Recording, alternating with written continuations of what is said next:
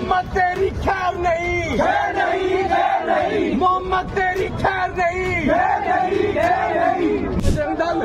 तेरी नस्ल बिगाड़ देगा। जी हाँ, न आप इन दृश्य को भूले होंगे न इन चेहरों को, कि दीपक कुमार ने इंसानियत के धर्म निभाते हुए बजरंग दल के सामने चट्टान बनकर खड़ा हो गया था। लेकिन कमाल की बात देखिए कि दीपक कुमार को परेशान करना है इन बजरंग दल के कार्यकर्ता गुंडों से, कि दीपक कुमार के एलकेजी में पढ़ने वाले बच्चे भी अब खौफ ज़्यादा है, उनके घर वाले अब परेशान हैं। लेकिन जब आप उन चीज़ों को भी नहीं भूले होंगे कि जब बजरंग दल के कार्यकर्ता एक मुस्लिम बुजुर्ग शख्स को परेशान करने के लिए गया था, तो इस दीपक ने चट्टान बन के खड़ा हो गया था।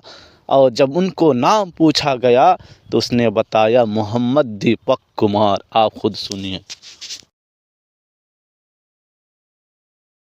अभी अपना नाम? मेरा नाम मोहम्मद दीपक है भाई। मोहम्मद दीपक है आपका नाम? ठीक है।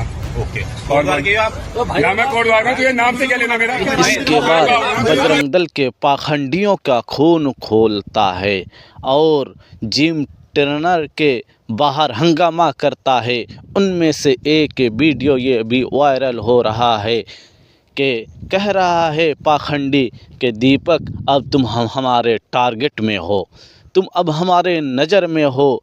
और गुंडागर्दी करते हुए पुलिस के सामने 3-4 लोग दीपक को मारने के लिए भी दौड़ता है, लेकिन पुलिस उसके सामने नतमस्तक है, कुछ भी नहीं कर रहा है। पूरा सिस्टम ठप बैठा हुआ है, पूरी सरकार क्या कर रही है। लेकिन सबसे ज़्यादा एलकेजी में पढ़ने वाली उनके छोटे बच्चे भी डरी हुई है और पूरे सिस्टम बैठी हुई है।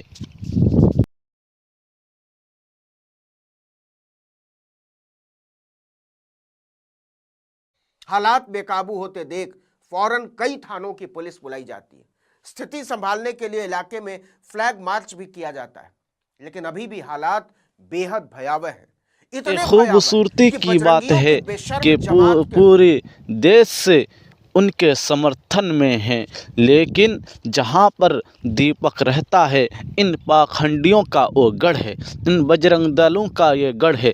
लेकिन उत्तराखंड के सीएम और यहाँ तक के डीजीपी ये कोई भी ये गारंटी नहीं ले पा रहा है कि जो भी इस शांति को भंग करेगा हम उनके ऊपर एक्शन लेंगे, उनके ऊपर कार्रवाई करेंगे। किसी का ये हिम्मत नहीं है, सब इन पाखंडियों के सामने अपने सिर को झुकाए हुए हैं।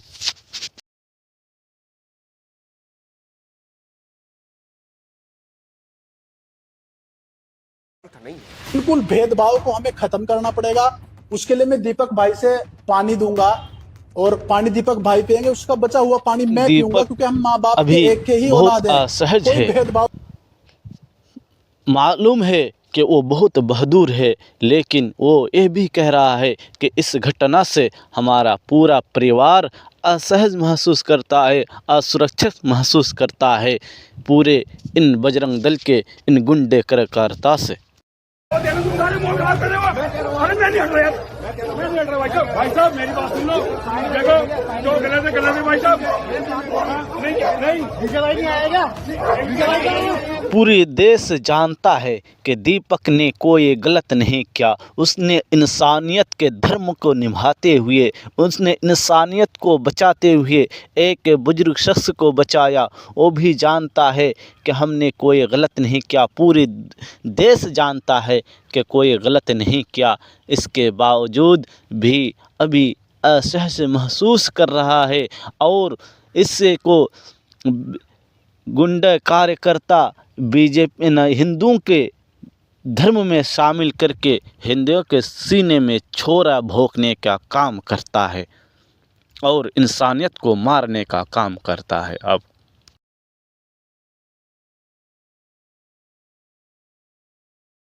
कर देना चाहते उनको ये समझ में नहीं आता है कि बाबा शब्द से उनको क्या दिक्कत है। पहले तो वो कहता है कि आपको बाबा शब्द से क्या दिक्कत है, तो जब उनको ये बात समझ में आती है तो उनका चेहरा, बुजुर्ग शख्स के चेहरा पूरा सफ़ेद हो जाता है। इन गुंडे कार्यकर्ता से पूरा वो डर जाता है।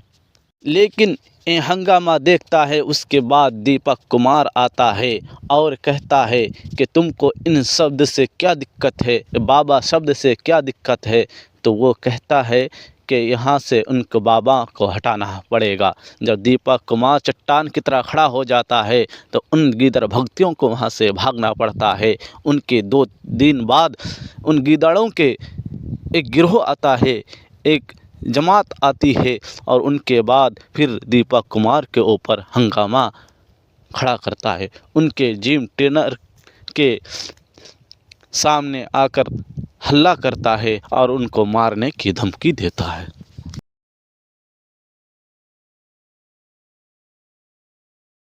मोहम्मद तेरी खैर नहीं, मोहम्मद तेरी खैर नहीं।